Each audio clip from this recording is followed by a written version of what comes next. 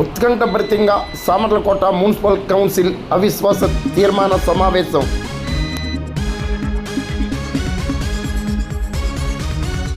కాకినాడ జిల్లా Samarlakota municipal council chairperson అవిశ్వాస తీర్మాన సమావేశం గురువారం ఉత్కంఠభరితంగా సాగింది. మున్సిపల్ కమిషనర్ శ్రీ విద్య, ఎన్నికల అధికారి కాకినాడ ఆర్డీఓ మల్లిబాబు అత్యవసర సమావేశాన్ని నిర్వహించారు. సమావేశానికి 25 మంది కౌన్సిలర్లు హాజరయ్యారు.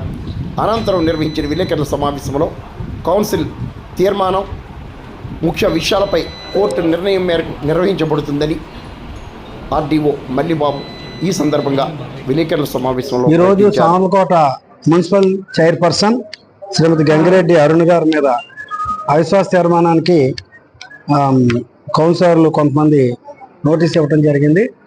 దాని ప్రకారం జిల్లా కలెక్టర్ గారు ఆర్డీఓ కాకినాడ నన్ను ప్రిసైడింగ్ ఆఫీసర్ కింద నియమించారు.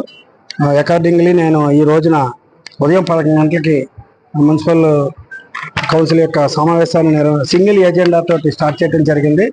సింగిల్ ఎజెండాలో మనకి ఇక్కడ ఓటు హక్కు కలిగిన వారు ex officio member honourable MLA గారితో కలిపి 31 మంది ఉన్నారు. క్వారం 21, 25 మంది అటెండ్ అయ్యారు కాబట్టి క్వారం ఉంది కాబట్టి ప్రొసీడింగ్స్ స్టార్ట్ చేసాం.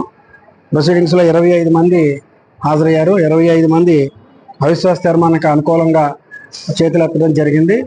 వ్యతిరేకంగా ఎవరో చేతులకి ఎత్తలేదు, అలాగే తటస్థంగా కూడా ఎవరు లేరు. అయినా సరే ప్రొసీడింగ్స్ అయితే కంప్లీట్ చేసాం. ఫలితాలు అధికారికంగా ప్రకటించట్లేదు.